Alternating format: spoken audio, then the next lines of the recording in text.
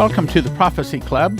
We're going to be talking today about what the prophets are saying is coming in the future to America. What is God talking to America about? Now, I understand a lot of you may be saying, yeah, well, how do you know this is really from God?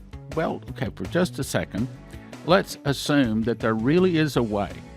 Let's assume that there really is a test or a measuring stick to where we can really know if God is really speaking to us. Now, if we can know that it's really God, then the question is, do we want to hear it?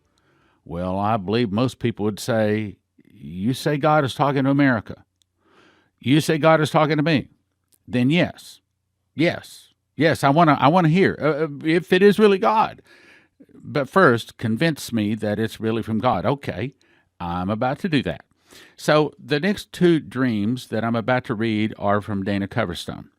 Now, you may be saying, so who's Dana Coverstone and why do I want to believe that he's hearing from God? I've had him stay in my home on two occasions. I broke bread with him. I prayed for him. I spent some personal time discussing things. I know Dana Coverstone. But the main reason that you can trust and have comfort in knowing that he is really hearing from God is this. God does not speak his prophetic messages or warnings to people unless they have been tested. For example, Dimitri Duduman, the Romanian pastor that was tortured for 5 months, put on the electric chair twice, and they could not kill him. Okay, they put you on the electric chair twice. They can't kill you. In my book, that's a pretty good test. That's a test that obviously God is with you. Then, John the Revelator, that wrote the book of Revelation, was boiled in oil, according to Fox's Book of Martyrs, and when they couldn't kill him, he was so ugly from being boiled that they banned him to the Isle of Patmos, where he was given the book of Revelation. What about Dana Coverstone? Well, he hasn't been tortured. He hasn't been boiled. So what's the test? I'm going to say he has actually been very tested. Tested in a way I doubt anyone listening right now would want to be tested. He's been tested in purity. You see, each Sunday afternoon, he writes an email to 6 accountability partners. And to hear him tell it, he tells the things that he is struggling with. Now, that's the way he explains it, but here's the way you and I would say. He writes down sins he has committed or temptations that has come to him that he's passed. In other words, he writes down his most secret mistakes. Now, who would want to do that? I'm going to say that would make us all walk a very clean life. Wait a minute. You mean every week I got to write down every little thing I've done, even if I just thought about it? I got to write that all down? I got to tell 6 other people? Yeah, I wouldn't want to do it. I can tell you right now, I wouldn't want to do it. But there's more. You see, he's an Assemblies of God pastor, but not just any pastor. The AOG sends him to churches in which the pastor has had a moral failure, had to be removed. In other words, they had sex with church members and things like that, and perhaps even worse. So, his life is a very big challenge. He's got to walk a very straight line, very clean heart. So I'm asking you, how would you like to write an email to 6 people every week telling your worst thoughts, dreams, temptations, even sins? I wouldn't. I'll tell you right now, I wouldn't want to do that. He has done this for over 10 years, every Sunday. And not only that, you know, when you're around someone that's really evil, surely you'd agree that you can tell that they're very evil. If you've ever been around someone that's really, you can tell. But when I'm around Dana Coverstone, I sense a very pure spirit. In my opinion, he has the cleanest heart I've ever been around, except my wife, Leslie, and as Leslie's husband of 37 years, I will confess I can't recall ever seeing her sin. If she has, I can't recall it. I do not. So what I'm saying is, you got to have a clean heart for God to send an angel to talk to you, and that is what Dana Coverstone is having happen to him. So let's go with his last 2 dreams. That's what I'm about to cover today. December 19 through 21, It's called the church and the state. So you want to know what God is saying to America? This, my brothers and sisters, is what God is saying to America. He said, in the dream I saw the United States Capitol building, and it was fully lit up, and the tower part of it had large arms attached to it. Now, you may be saying, well, wait a minute, why did God just talk directly to us? You remember the disciples came to Jesus and said, why is it that you just don't talk straight? Why is it that you always talk in parables? He said, well, to you, it's given to understand, but to them, it's not given to understand. You're allowed to know the secrets of the kingdom. I believe if you're listening to this broadcast right now, if you've listened this far, you want to know the secrets. You want to know the secrets of the kingdom. You want to know what God is saying to America. And frankly, with us being in so much trouble right now, don't expect it to be real good. Matter of fact, this is probably about as good as it gets. Anyway, he goes on to say, so I saw this tower. It had large arms attached to it. The arms were muscular arms with short sleeves and very rough-looking hands. The building was flying a flag that Betsy Ross designed with the 13 stars and a circle in the top left corner. Across from the congregational building was a traditional-style-looking church that also had arms attached to the steeple. The arms also were muscular, very similar to the arms on the Capitol building. Now, that's the point to remember. The arms, muscular, very similar on the Capitol building as on the church. Let's go on. Both had rough hands and arms that knew work with short work sleeves. The hands were not necessarily dirty, but dry and obviously had been working in the fields and on equipment. Behind the church were religious leaders wearing red like Catholic cardinals and early 1900s preachers. Behind the Capitol building were older-style congressmen and senators from the same time frame. The clothing and style seemed older and more professional, and each group was cordial toward each other at the start. I'll read that again. That's an important part. Each group, both the senators, congressmen, and the church leaders, were cordial toward each other. Both had about the same working dress and arms. They both worked in the field. Now, next point. The hands shook and seemed to get along, and they stood in the locations respecting one another and supporting each other as well. The sky above them seemed to begin to move extra fast, and it reminded me of the time element sequence in H.G. Wells' The Time Machine story. The scene slowed down, and I noticed that the Capitol building arms were now long-sleeved with expensive-looking cufflinks and even manicured hands, and the roughness entirely gone. The building was well maintained and lit and looked as if it had taken care of and polished.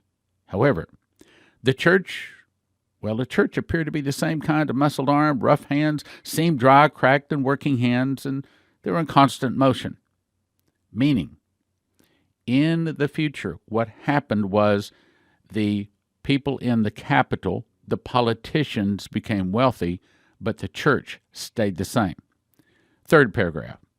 The Capitol suddenly put their hands together and popped their knuckles and pointed at the church in an accusing way. The Capitol suddenly put their hands together firmly and popped their knuckles and then pointed at the church in an accusing way.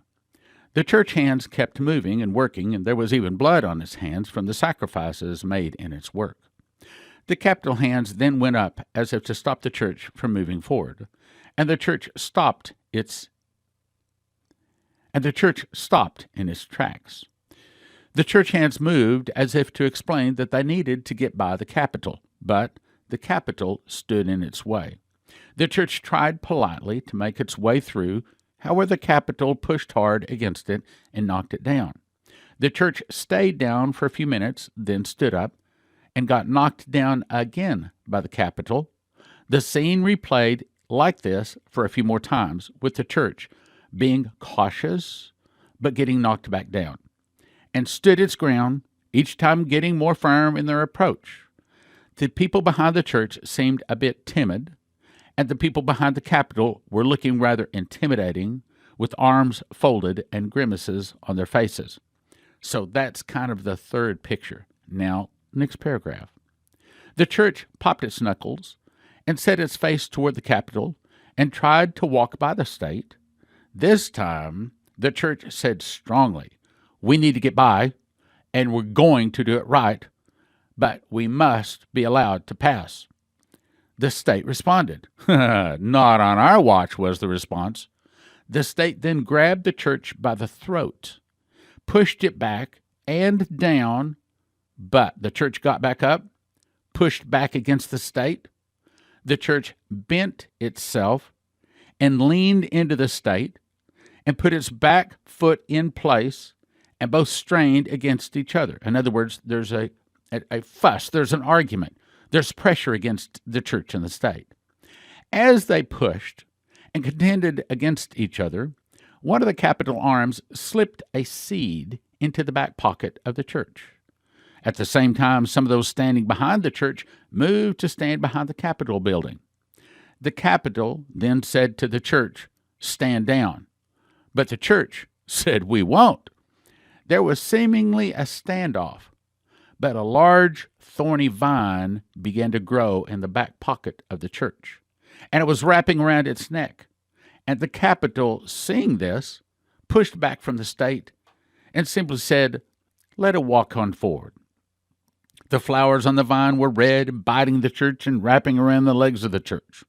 It kept growing and went into the mouth of the church and went down its throat until it surrounded its heart.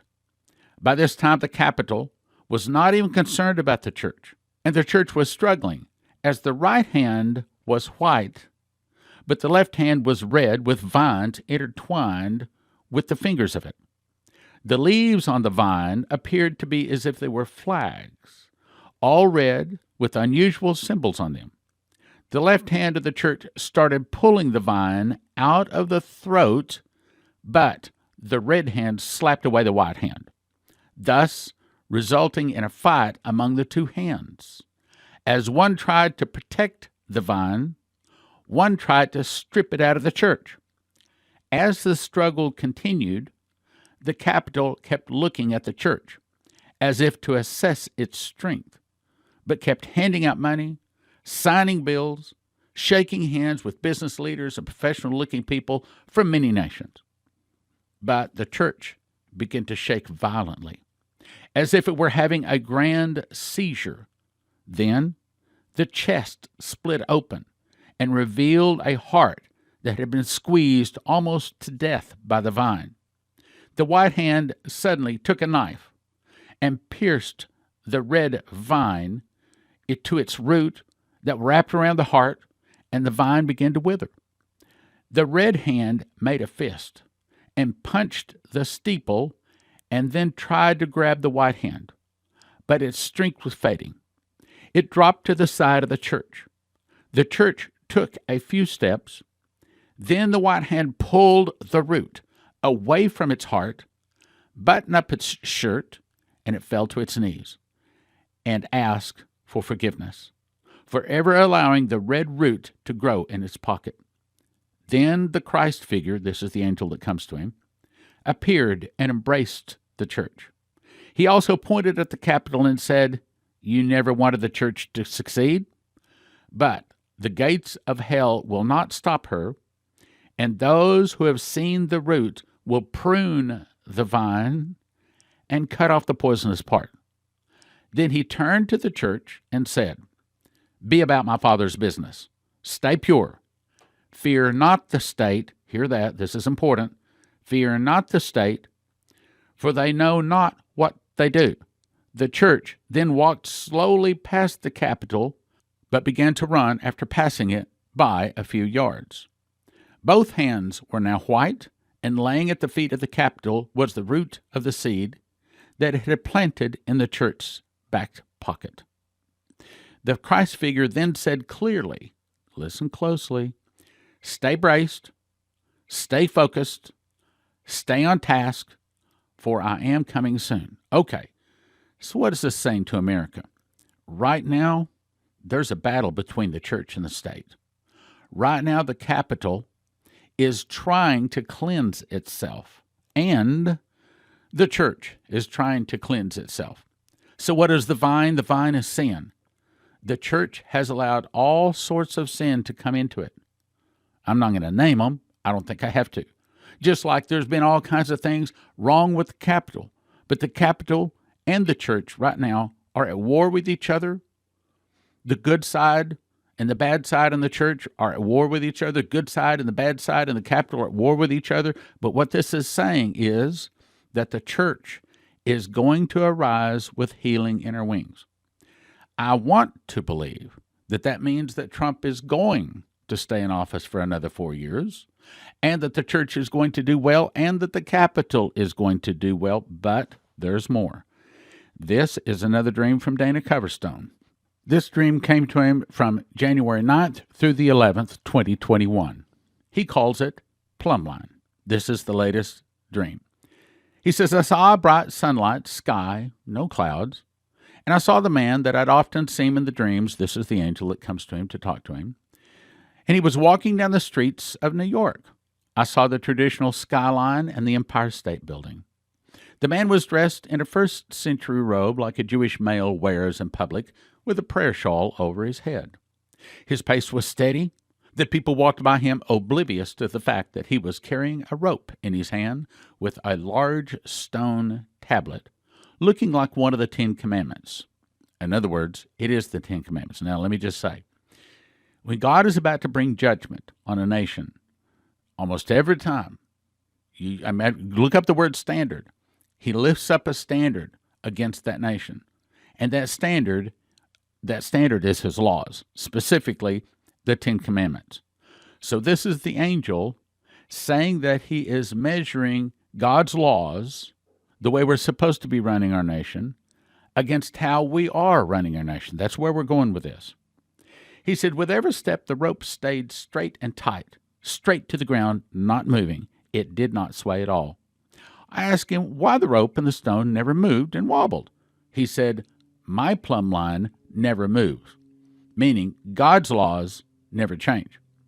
I asked, where are we going? He simply said, to do business. We passed by the street sign that said Wall Street. Okay, so this is talking about our finances. You want to know about America's finances? He's about to tell you. We walked further down the street, past the Wall Street sign, and then he stopped. He looked into the distance at a taller building and held the rope and measured the plumb line. That means he's bringing judgment against the financial industries in America. Measured the plumb line against the building ahead. The building was obviously tilted from the line he was holding, meaning that the financial industries in America have fallen away from what God originally designed them to do.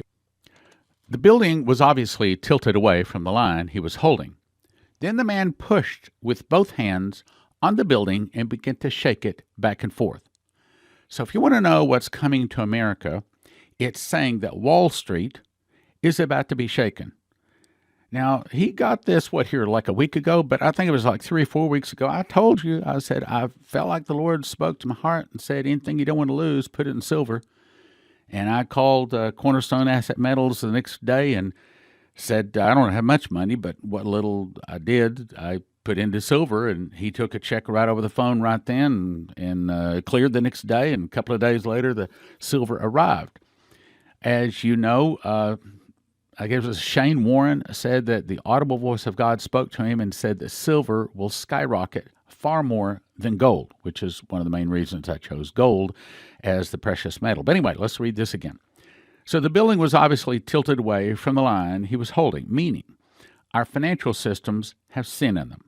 Our financial systems have fallen away from the way that God has designed them to work. Then the man pushed with both hands on the building and began to shake it back and forth. It kept rocking, even after he took his hands off. The building was moving back and forth. Oh, by the way, if you do call CornerstoneAssetMetals.com, mention Prophecy Club because it helps us.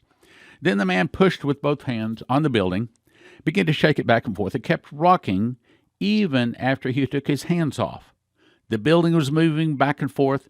Some of the windows began to open. Then I saw office furniture and people and files and folders, all kinds of currency, coins, precious metals, things of value falling out. As they hit the ground, this violent wind swept them away. What God is saying is the wealth and the prosperity in America is about to be swept away from many people, specifically Wall Street. The people on the ground were bruised and struggling to walk. They were all dressed in professional suits, both male and female. They were covered in thick tar, which glued them to the ground. They couldn't move, but they couldn't get up either. The man told me to follow him. He took me to the bottom of the steps of the Capitol building. He held up the rope, and the Capitol building was twisted much the same way as the Wall Street building. The plumb line rope showed that the Capitol was not lined up straight. The man then raised his right foot into the air. He took his New Testament-style sandal and brought his foot down very hard on the first step of the Capitol. He said, he brought it down hard. And the building began to rock back and forth. Soon people were falling out of the windows and the doors, documents, desk nameplates, all landing on their knees hard. These people fell out of the windows. They fell painfully hard on their knees. Now, I want to believe that this is saying that I believe what it's saying is our Constitution, gone. Our republic, gone. Why? Because we fell away from the plumb line. We fell away from God's laws. That's the interpretation. That's what it's saying. But when it happens, a lot of people begin to fall to their knees. And I want to believe that it's saying that they repent and accept Jesus. And I believe that's what it's saying. I heard screaming and cracking when their knees hit. They were covered in this syrup, thick as molasses. They could not get up or walk. It wasn't gluing them to the ground. They could move, but just not as effectively. Now, let me just say, I think the molasses and I think the tar represents the sin in their life. In other words, they could not do what they wanted to do because they didn't have the blessings of God. So the blessings of God in the Capitol and the Wall Street have been reduced. They could not get up or walk. It wasn't gluing them to the ground. They could move, but just not as effectively. Some of them have the syrup all over their faces, all of their hands and their feet. Some were laying on the ground in fetal positions and groaning. Others were shaking their fists at the man, saying nothing. So they're shaking the fists at God. They drop their heads to hide their faces. Again, that's sin. They've sinned, and they know they have. Now, let's talk about the Capitol and the Wall Street. The man said, "Follow me." It was nighttime, and I saw this building with modern architecture. On top was a glowing neon green cross, slowly changing from white to green, white to green. The man walked up to the church and took off his outer robe and prayer shawl. He appeared to grow larger than the church itself. He did not measure the church with a plumb line. Instead, he simply placed both hands on the church, lifted it into the air, looked right at me, and said, "I warned them." Then he shook the church. He said, he shook it aggressively and violently for several moments. He shook the church more aggressively and violently than the Capitol or Wall Street. He shook it for several moments until the lights on the cross went out. The windows broken. Outer walls began to tear apart. Then he slammed the church down hard on the ground. The front doors broke open and fell off the hinges. Then people began stumbling out of the church as if they were dizzy. Some ran away as fast as they could, throwing their Bibles to the ground, not even looking back. They were leaving as fast as they could. The pastors were also running out. They had their hands covering their heads and faces, and their jackets hiding their heads, meaning they too were filled with sin. They were crazy, running out to get out of there as fast as possible. I even recognized some of the people leaving who walked away and denied Christ. I'll say it again. Denied Christ, meaning the Spirit of the Lord is saying that there's about to be a shaking in the church to the point to where many will run away, throw the Bibles away, and deny Christ. Why would that happen? I think it's because the pre-trib rapture doesn't come to save them from the shaking. Let's go on, though. I recognized some of the people walked out and denied Christ. They were walking by denying ever knowing Jesus, saying, I never knew him. I don't know him. That's not my church. They were embarrassed for ever being part of the church because they had been shaken. They were walking away. I saw inside the church, I saw damaged pews turned over, broken in half, wood split many ways. I saw lights hanging from the damaged ceiling tiles, chandeliers hanging to the ground, electrical wire hanging out. And I saw an old oak pulpit was still intact. The platform was messed up. The entire church had been shaken from its foundations. But up near the pulpit, at the front, there were hundreds of people that had tied themselves together with ropes and chains and connected to each other at the altars. These people were clutching their Bibles to their chests so tightly the Bibles had handprints in them from their strong grip on the Bibles. The shaking couldn't rip the Bible out of their hands. They looked weary and shaken. Some had even been damaged, but they all had joyful faces. There were smiles on their faces because the shaking was over. Some in the group realized some had passed away from the flying debris from the shaking. The ones who had remained alive were shedding tears for those that lost. They began to clean up the area and kick away the debris, trying to make sense of it all. The man walked in, looked around, assessing all that he saw. He said, "You took the warning. You were good to do so. Your obedience has been noted, and there will be fruit both here and in heaven for you. Though shaken and broken, you will arise, my bride, and work until I come." So the last thing he said was, "You took the warning. You were good to do so. Your obedience has been noted, and there will be fruit both here and in heaven. Though shaken and broken, you will arise, my bride, and work until I come." Notice, both Wall Street and the Capitol, when they lined up to the plumb line, lined up crooked. But he simply shook the church with the expectation that they knew what the standard was, but did not follow it. Essentially, he's saying, my brothers and sisters, there's coming a shaking to our finances, to our government, but the biggest shaking is coming to the church. Some will walk away, some will run away, some will deny they ever went to church or knew Christ. But there will be a group of people, a small group of people, that will be highly blessed because they will survive. But they survive because they hang on to each other and they hang on to their Bible. So I'm saying to you, hang on, my brothers and sisters. I believe the storm has only just started, and according to other Coverstone dreams, he says it's going to end. I believe the interpretation is on about or around Passover 2021, which is March 27th. Brace yourself. CornerstoneAssetMetals.com is owned by a prophecy student who reads his King James Bible and supports Prophecy Club. Call CornerstoneAssetMetals.com for gold, silver, palladium, rhodium bars, or coins that can help you roll over your IRA, 401k. So tell CornerstoneAssetMetals.com Prophecy Club sent you. With our relationship with HeavensHarvest.com, they have all sorts of emergency supplies and food at HeavensHarvest.com. Their food comes in square stackable buckets, breakfast, entree, protein, fruits, and vegetables at HeavensHarvest.com makes it easy to order. I recommend you have at least 12 months of food for every person in your family. Receive a free box of heirloom seeds when you enter the promo code STAN. That's HeavensHarvest.com, promo code STAN for emergency supplies and food at HeavensHarvest.com.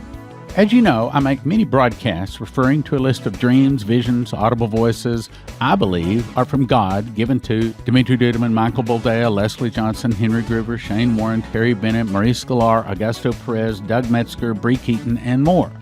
Now you can have your very own copy. It's called God's Warnings to America. We offer them in shrink-wrap sets of 5. 1 for $20, but don't do that. 5 for $35 or 10 for $60 at prophecyclub.com.